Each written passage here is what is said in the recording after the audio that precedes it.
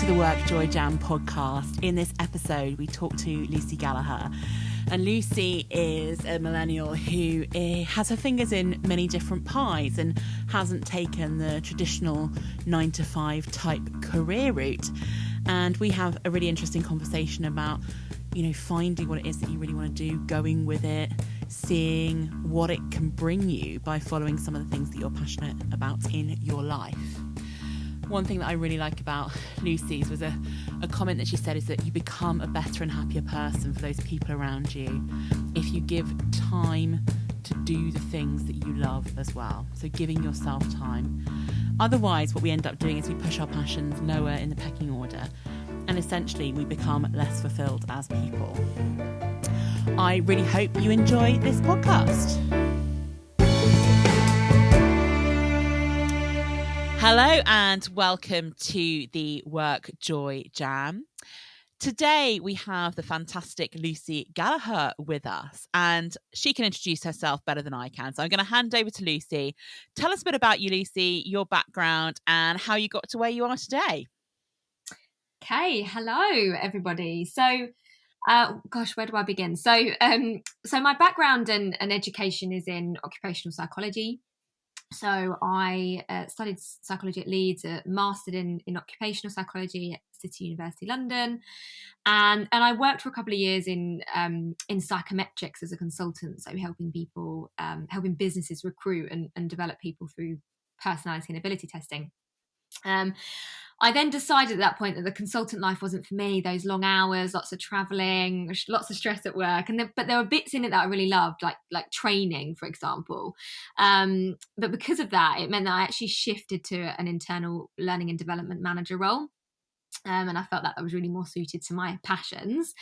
So meanwhile doing that, alongside everything else, so when I finished my master's, I actually heard about an opportunity to run my own business in network marketing with a company called Arbon through my lecturer. So it was all about helping people and mentoring people with a health and wellness brand. And I'd been really into my health and fitness already, and I loved everything about the brand, the ethics, etc.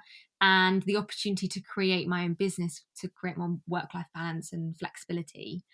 Freedom is a big value of mine. So I absolutely loved that and jumped in. So I worked them both alongside each other, so alongside my consultancy role. And now I work more flexibly, part-time in learning and development, and run my business around that.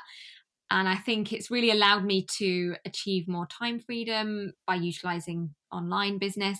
But it's also given me the best community and personal growth and hope for the future. Like when I'm doing work and sharing it and teaching it, I always feel happy and free. So it's really allowed me to kind of enjoy my day job more as well. Plus, that flexibility kind of helps. But also allow me to kind of explore other passions. So fitness is a big thing for mine. So particularly pole fitness, which I now teach as an instructor because I like it and enjoy it and it's fun. So why not? Yeah. So I guess I'm a typical millennial that has fingers in lots of different pies. Great. And thank you so much for telling us your story and how you got to kind of the working life that you've really created and cultivated for yourself versus a traditional way of thinking about, a work as a full-time permanent thing, and it's one thing and you focus on that. Yeah. It's so interesting thinking about how an opportunity there that you had a conversation with somebody and it created a whole different option for you in a whole different world. It's funny. I always talk about that. It's like the sliding doors moment when when you get one that kind of changed the course of your life forever. And then, that's how I feel with everything. And it's a weird one because I met my lecturer who's now a very good friend of mine. At the time, my lecturer, I almost went to a different university. And I remember being so upset that I wasn't going to go to that university. I went there and didn't actually quite like it. So I was really upset. And then I thought, okay, well, I'll go with City University. And thank God I did, because then, I met someone that had that conversation. And it completely changed the course of my life, to be fair. Amazing. And just thinking back to that, probably where you thought you might be. You did Mhm. the degree and the masters in that psychological world, and then into the psychometric profiling world, and in that consultancy world may have been where you thought you would end up, but you thought actually at that time the role itself wasn't exactly right for you and how you wanted to live your life. Yeah, yeah.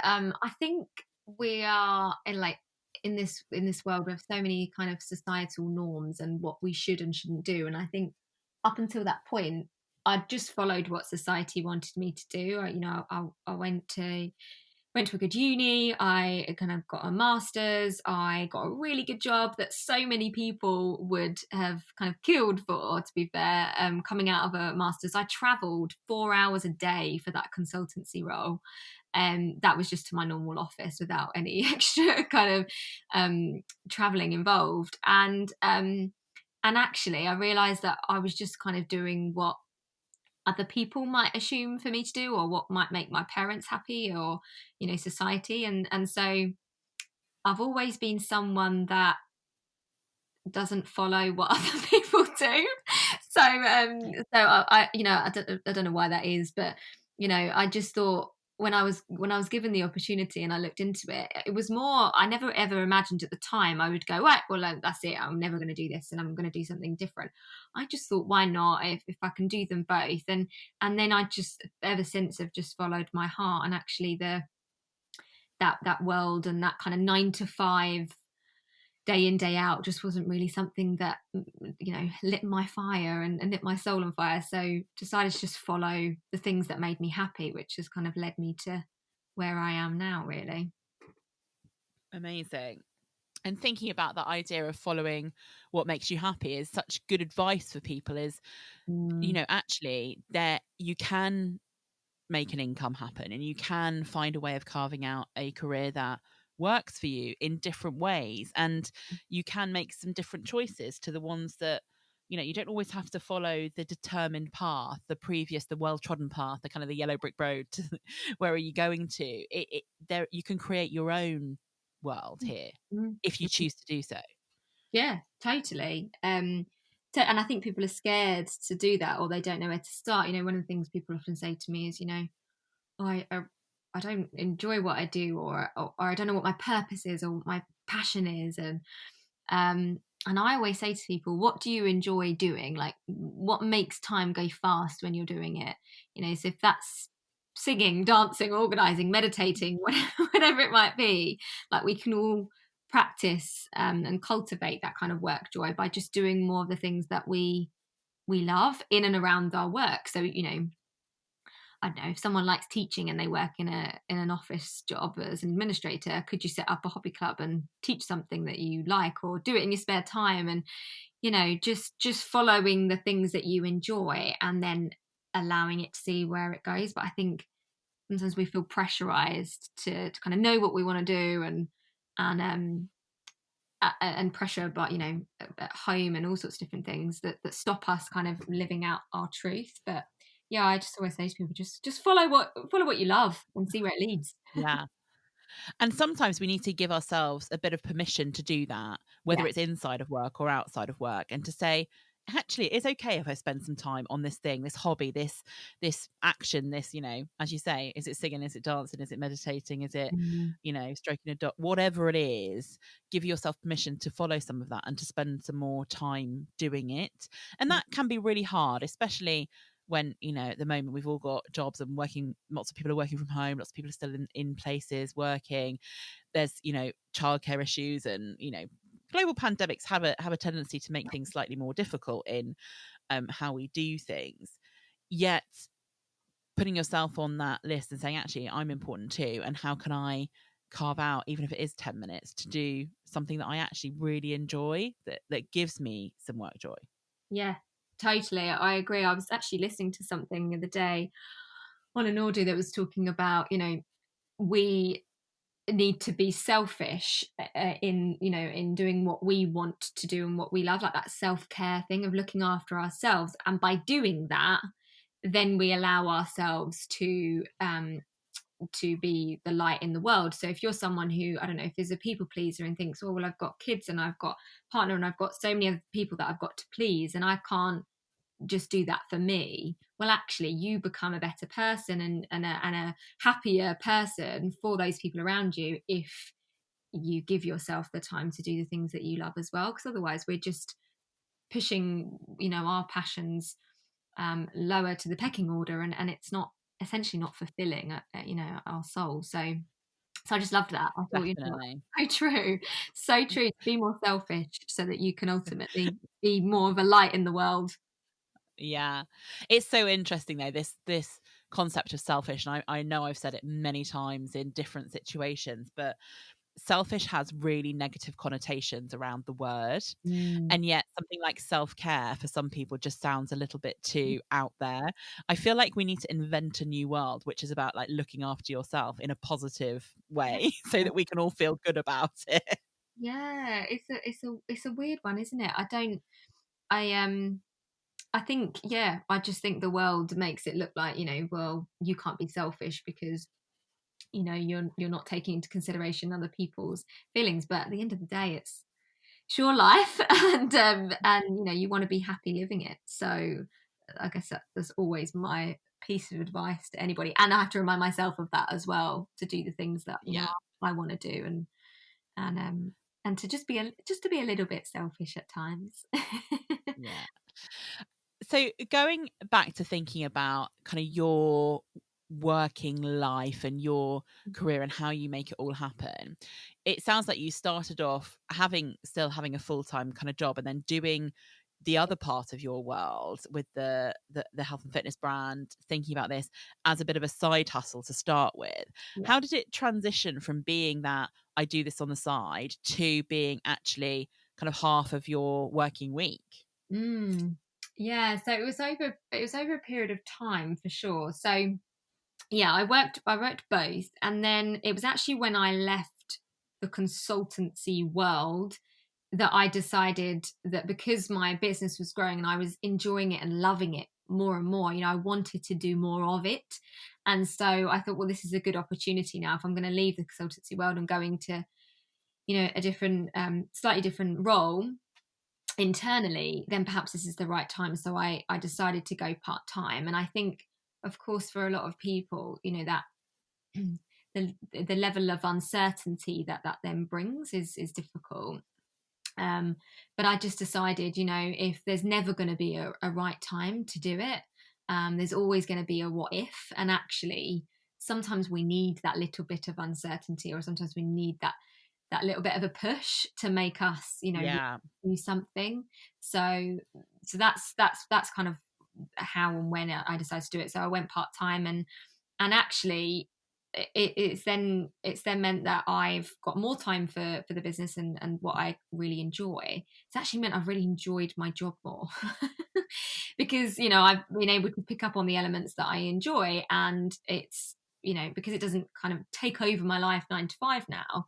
You know, I enjoy it in the time, and I've got the best of both worlds. I've got that kind of the job and some stability there, but then also the kind of creative side in running my own business.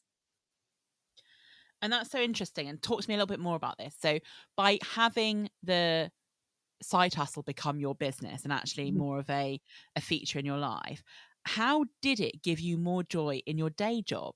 Mm. Well, because I felt that then I was then happier. It was like my day job didn't feel like it consumed me, and Yeah. I knew that there was like an end point. Whereas I think so many people, if we're working 9 to 5 in something that we're not really enjoying, and then we're like living for the 2 days off that we get a week, and we're dreading, or on Sundays we're just dreading the next day. Whereas actually, because my that work week was then condensed and I was enjoying it on the days that I was working my business, and to be fair, I still run it even on an evening if I'm still working, but it just allowed me um to relax and to just kind of accept that those were the days that I'm going to do that work. And I felt happier in myself just generally. Whereas I think if you're not enjoying what you're doing and you're not doing hobbies and things that you enjoy, then you almost become resentful, thinking, oh God, nothing's working. Whereas, now I'm like, I quite enjoy it, because I know that in a couple of days' time, or this evening, or tomorrow, I'm gonna do the things that I love. So it takes the pressure off, I think. And also because I'm so, the business that I run, I do a lot of kind of personal growth and personal development, that I think it really shifted my mindset of things, and has allowed me to just kind of appreciate the little things, and to find ways that I can do the things I enjoy in my work. So I think that's really, really helped, to be fair, that personal growth. Yeah, amazing. I'm going to come back to personal growth, but I'm going to go back to the Sunday night thing, because I think a lot of people get this. I call it the impending doom of a Sunday night. It's like you're starting to think about getting into work, and for me, there are different levels of it. So I'd be interested, like the kind of slight uncomfortable excitement about it is the kind of Sunday night feeling that's quite good. It's like, oh, I've got a week coming up, I'm excited about it all, but there's a little bit, oh, I'm a bit nervous. It can be really good and really exciting, and a bit scary, because sometimes work can be a bit scary, and we're doing big things, and there's challenges that come up. But then there's the doom on the Sunday night, which is actually, I call it more of like the gloom, the work gloom that's coming, that kind of grey mist comes over you, and you just feel a bit miserable about it.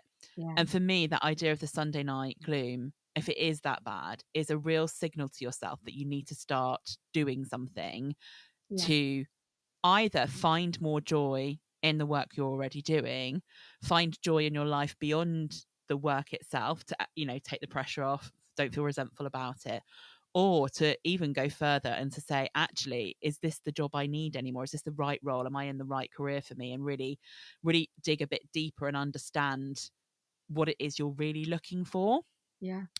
So there's definitely, for me, a signal there about, if you're feeling like that, there's probably something not quite right. 100%.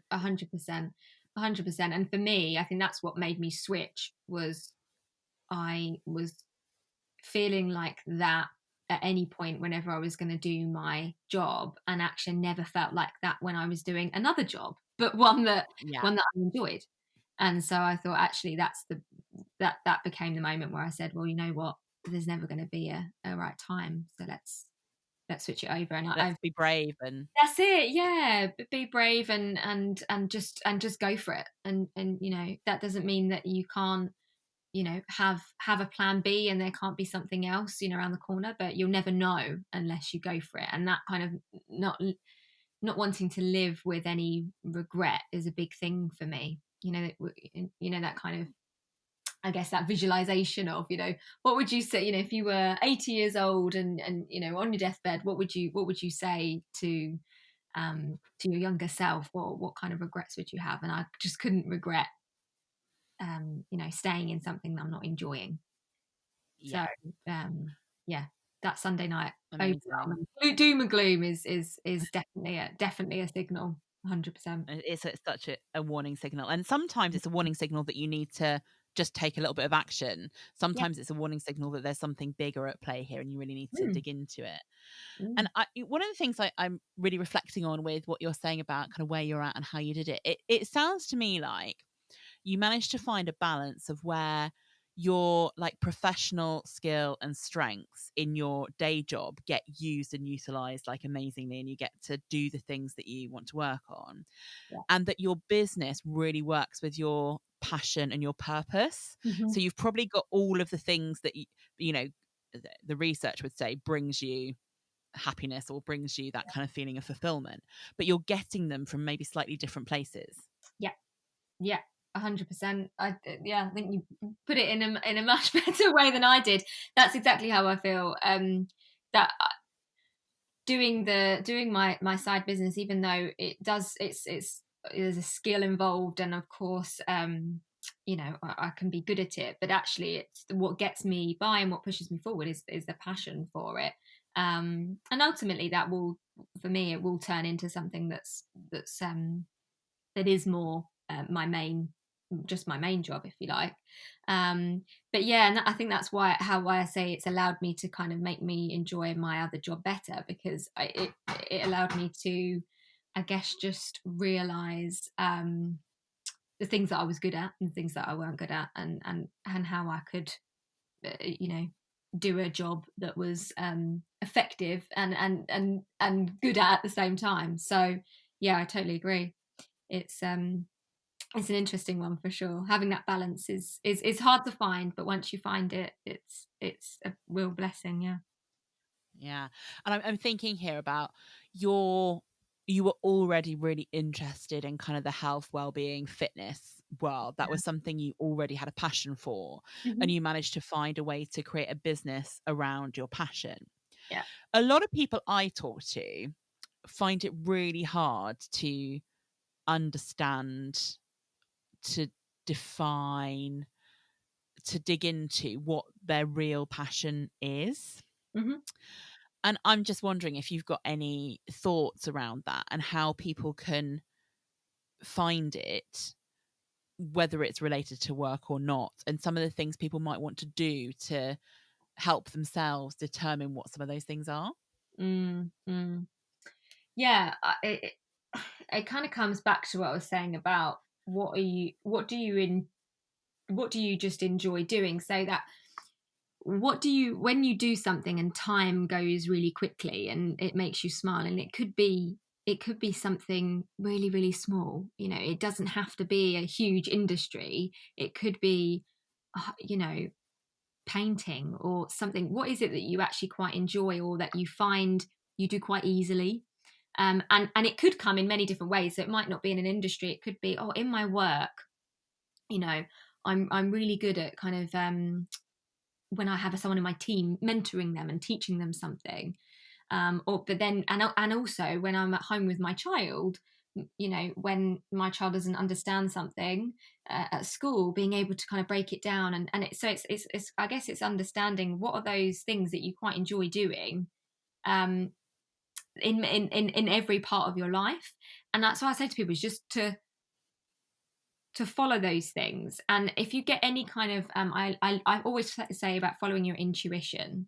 So if you're like, I really need to do that, I should just go and do that class, or I'd really love, if I could do anything, I'd really love to go and do, that painting course, or then go and do that and see where that leads. So as an example is, fitness has always been something I've done in many different forms. And I decided one day, I thought, do you know what? I really want to try pole fitness, right? And I When you thought, say pole fitness, can I just double check? You mean like the pole dancing type of fitness? Is that yeah, the kind of... yeah, Yeah, okay. no, I just want to check I was thinking about it in the right way. no stripper clubs involved, obviously. Um, Obviously. this was, We'll yeah. keep it professional here. That's it, exactly. So aerial fitness, so pole and the hoop and silks, so it's like a circus basically. I just thought, oh my god, that looks so strong. I'm going to go and try it. At one point, never did I imagine I would train as an instructor and teach it. But I just went along and took a class and really enjoyed it. And so just kind of kept going. Again, being selfish, decided to just follow something that I actually quite enjoyed, and just and now I teach it on an occasional basis per week because I like it. Again, it comes back to, I understood that the things that I enjoyed in my work back in consultancy was the training side of things. In L&D, Yeah. it was the kind of coaching and teaching and educating. So I thought, well, if I love the pole fitness, why don't I teach it? So it's kind of thinking, what are the things that I enjoy doing? Talking, sitting in silence, meditating, and how can I do it more? It doesn't mean it has to be just one career. It could be, in your parts, in your spare time, or at home, or in your work, you do those things that give you joy. Yeah. And what you've done with the pole fitness there is you've joined something that you've joined together the thing that you enjoy doing as a hobby with the Yeah. thing that you enjoy doing in a workspace, which is education, teaching, training, and you put them together. Does that mean it's like double joy? Yeah. And then I don't feel like I do it because, a lot of people say, well, I don't want to turn my passion into a job. because then it's like you know, I have to create money from it, and then it becomes stressful. And so because I just thought, well, I like it, it doesn't have to, I'm not suddenly, I don't have a whole studio and I'm doing it, I quit my job and do that. It just brings me joy out, you know, outside of it, alongside everything else. Yeah. So I do think it helps. There's a little bit more joy when it's two things combined. When you're in the double zone. I'm really interested about this thing about, just because you're working in your passion doesn't mean that everything is joyful, right? So there must be Yeah. bits of your business that are still a bit annoying, a bit stressful, some of the things that you might worry about, because it's not 100% joy every minute you're working in your business. Oh gosh, yeah, absolutely. There's always going to be something that you don't like, and if you can outsource it, then great. If you can't, like most, then you know you kind of just have to get on with it. So yeah, I think if someone's under the impression that we're just going to love every moment of our working life, you know, someone might love running a business but hate the invoicing. You know, there's always going to be something. But I think as long as, if you know, 70-80% of the time you're doing stuff that brings you joy, then great, you know. Yeah, and the idea that you would ever find one thing that could give you 100% joy all the time, I think is unrealistic. I don't think there's anybody who feels like that all the time. And also, you need some of the lows to be able to feel the highs. And even Mm, if you are at a kind of not a low but a neutral place, you yeah, can feel the joy more in the moments that it comes. And for me, sometimes it's about thinking about what are those small bits of joy, not it's been amazing, I can count, this day has been the best day ever, but maybe that conversation I just had for 5 minutes just yeah, sparked something in me and I loved it. Maybe I am a person who gets joy out of invoicing. Maybe I'm a person who can feel the joy in making a really beautiful spreadsheet. yeah, Whatever it is, yeah. sometimes it's the small things rather than the big things that make a difference. Is, yeah. And so one thing that I like to practice, actually, I always bookend my day, and one of the things that I do in the end of the day is to think, okay, what were three things that I experienced that gave me joy. So it could be, you know, working from home at the moment, but going out for a nice walk. And I think reminding ourselves of those little things is really important, just for our own well-being and happiness anyway, because as human beings, we constantly, well, our evolution has made us think about the negatives. You know, we always Yeah. we think, oh, that's you know, I really don't enjoy doing that. And then we're moody for the rest of the day, or something goes wrong at work and you're like, oh, nothing ever happens to me in the right way. We're just timed in that way, you know, and that's our evolution. But we don't have, you know, tigers running after us and, you know, these days. So our brains are always wanting to keep us in that safe place. I think reminding ourselves of the positives, of the good things, is a really good practical thing that we can do each day. Definitely. And we're so drawn, aren't we, to the dark side sometimes, Mhm. naturally in our brains, to Yeah, the negative, to the things we perceive as failing or doing it wrong, or the stuff that annoys you. And then I also think that we also have a bit of a tendency to dramatize everything yeah, as well. So yeah, where it's like one thing, it's like, oh, I'll never be able to do it, or I'll never get it right, or I'll never feel any joy again, yeah, versus actually, you know, I, in the grand scheme of things, a lot of people, and I'm not saying everybody, because some people have very serious jobs where they are life and death situations, and aren't they amazing that they can handle that and have the resilience, and amazing credit to people who work in that world. In most cases, in a lot of cases, I should say, not most, in a lot of cases, people do not have jobs that are actually life and death situations, yeah. but it can feel like it can feel really overwhelming. It can, and then our brains just dramatize it all the time. It's that kind of globalized thinking, you know, oh, if you did something wrong, I always do something wrong, or I'm a bad person. Is actually, if you can Yeah. try and switch that self-talk to, oh, I just, in that moment, I just did something silly, or I just did something, I'm not a bad person, I might have done something bad at the time, but I'm not a bad person. It's that label. If we can try and make them more specific to a situation rather than global, that can have a really good effect on our mindset. Yeah, I did a bad thing rather than I'm a bad person. I didn't do well in that conversation versus I'm awful at everything. And getting a bit of perspective on our work and our life and how it happens and what we can do about it. And I'm just thinking here, obviously, with both of your sides of work. Well, you've probably got 3 sides of work, haven't you? Really? Yeah. If we take your newest pole fitness, I am totally, once we're allowed to see each other, coming to one of your classes for sure. It sounds so much fun. And you said the word, it's a bit like being at a circus, and I'm totally engaged with it. But thinking about like labels we give ourselves, how do we get out of this? Who are the people in your world that help keep you and it might be different in different places in your kind of the day job versus the business, etc. How do you get that perspective and get the right people around you to help and support and keep you in a good place? Yeah, community I think is a really big thing, and unfortunately I feel very lucky in what I do, that in my business, that I do have a really great community, and people around me. Some people aren't fortunate enough they might have really negative people at work or really negative people at home, and you can't always just kind of move away from it.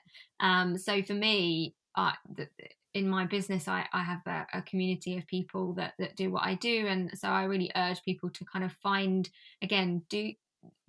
something you like and enjoy, and have a community with it. So finding other people that also love the same thing.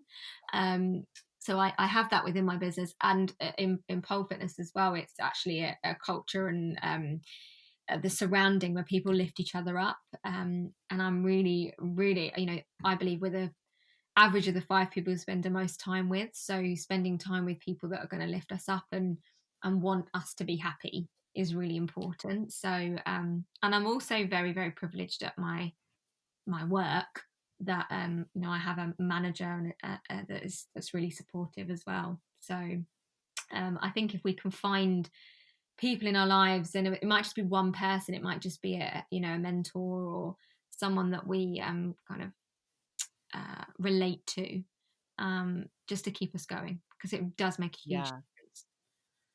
I love that. I call it kind of find your tribe, the people who build you, lift you, who challenge you, who kind of help you be brave, help you go into what you need to do, versus the mood hoovers who like suck all the positivity out of you. And in that zone of like, if you're spending a good proportion of your time, a good percentage of your time with people who are negative, who are in that mood hoover zone, who haven't got the perspective that you're looking for, you might need to look at who else do you need in your tribe, or how do you find people who can lift you up and make you feel good. Yeah, absolutely. I always think about someone when they walk into the room, and I always think there's 3 different types of people. There's someone who brings so much light and positivity into the room, and you notice that they walked into the room because you feel better as a result. There's someone that walks into the room and you actually feel so much worse because their energies just depletes you of all kind of life that's inside you. And then there's someone that you don't even notice. Those that they've got so much going on that you don't actually notice they're even in the room. So ask yourself, what kind of person are you? What kind of energy you bring into other people? And I think you'll attract people around you. If you're that positive light energy that comes into the room, you'll attract more of those people into your life for sure, and to find those and stick with them. And it might be a good thing to do, because you might realize that because maybe your situation, or that you haven't paid attention, or that you haven't had enough selfish time, you might be being the mood hoover. There is always the possibility that you are that person. Oh, we've all been a mood hoover in our life. For sure. Even the most positive, out there, happy people have off days and will end up being mood hoovers. Oh, And God. it's probably about recognizing those days and understanding why you've been a mood hoover. Like, Yeah. why is it that I'm there? Do I need to pay myself some attention? Do I need to do something different? Do I need to get a bit creative? What is it that will get me out of this slump? Or, is it just that I was having a bad day? Because those things still exist. We still all have bad days. There are these things that Yeah. happen. Yeah. So how do we make that happen? Yeah. And who are you surrounding yourself with? And if you are in a zone with loads of mood hoovers, it'll be really hard for you to not be a mood hoover too. Yeah. Because we all, as humans, like try and match each other, don't we? We try and be part of the group. Yeah, like attracts like, so you'll be attracted to it for sure. It will completely change your energy. And also, it's thinking, if you're in a situation where you don't enjoy what you're doing and you are the mood hoover, there might be people around you that really like doing what you might not like spreadsheets, but some people really do. So Yeah. don't bring their energy down as well. You've got to think about yourself, and then think about how you're coming across, and yeah, and find situations that bring you out of a hoover state. Yeah. Yeah. And just recognize it in yourself, and maybe even have some people around you in your squad, in your tribe, who say, "Oi, Beth," or Yeah. "Oi, Lucy, why are you mood Yeah. hoovering today?" Yeah. Absolutely. Having those Why moments why are you pissing on my proverbial bonfire? Usually you're all light and loveliness. That's And what's going absolutely. on, so that you can stop and recognize it, because sometimes we don't know we're in it.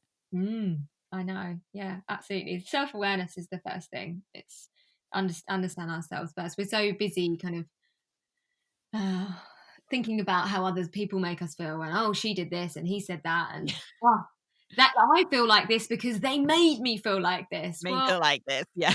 that's it. Yeah. Oh, and Yeah. that's it's so much easier to blame someone else than to look inside ourselves, isn't it? Yeah, it is. It really is. Mm. Amazing. Thank you, Lucy, for an amazing conversation, and for all of your insight into kind of your world of multiple roles, and not just taking the traditional path. It's been brilliant. I have some quick fire questions for you if you're ready for Right. these. Shall I go for it? I'm ready. Okay, cool. Ready as ever. You're ready. Number one, for you personally, what's one thing that's always guaranteed to bring you some joy? Being around people, happy people. For me personally, that's what brings me joy. Brilliant. Thank you. Question two, what book are you currently reading? Oh, Think Like a Monk by Jay Shetty. Really, really awesome book for anyone who's interested in kind of work and purpose. This is a brilliant one. Brilliant. Number three, what is the best or most useful bit of advice that someone has given to you that you always come back to? Don't try to please other people, please yourself. They always say on an aeroplane, you got to put your mask on first. You got to look after yourself, number one. Yeah, and that place of, if you don't look after yourself, it's really hard for you to look after other people. Absolutely. So if you are someone who likes to look after other people and gets that joy, you need to look after yourself as well. You can't just do the other people. Love Exactly. it. What is one super practical bit of advice that you could give our listeners that they could go and, like, simple, easy, go and do today, go and do tomorrow, build it as a habit if they want to, that you think might help them discover or get more work joy? I think it goes back to what I was saying about writing a list. So either in the morning or in the evening, saying to yourself, what gave me joy today, or what were the great things I experienced today. And you may then start to notice, one, it allows your brain to be more positive and not think about the negative, but also you may start to notice some kind of common themes around the things that you really enjoy doing. And that then might help you understand your purpose, your passion, Yeah. and to build it from there. Brilliant. That is fantastic.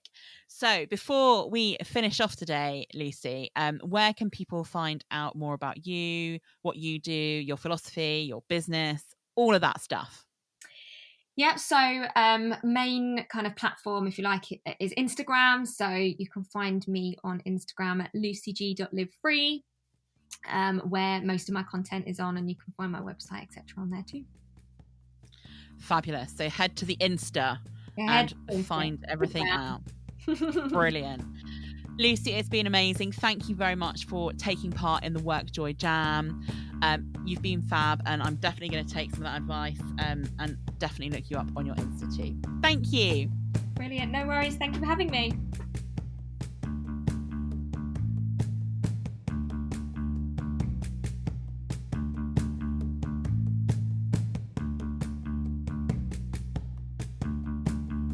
Thank you for listening to the WorkJoy Jam podcast with our special guest, Lucy Gallagher.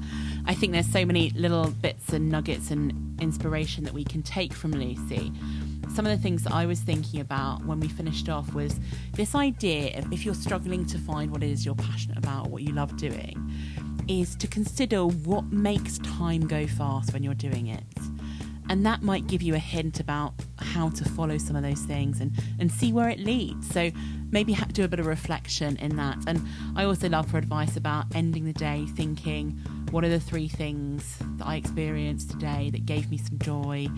Making sure we focus on those positives and reminding ourselves of those really small but important things that do bring us joy in our lives.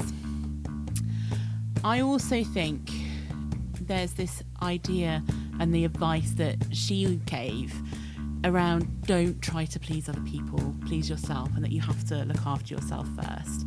And that's something I think we could all do with remembering. I know I certainly could. You can follow Lucy. Her Insta has changed since we did the recording a few weeks ago, and she's now at Level Up with Lucy. We will put that in the information about this episode so that you can click on it and click through to her. Thank you very much for listening to the WorkJoy Jam today. You can follow us at Create WorkJoy on Instagram, and our website is createworkjoy.com. Thanks for listening.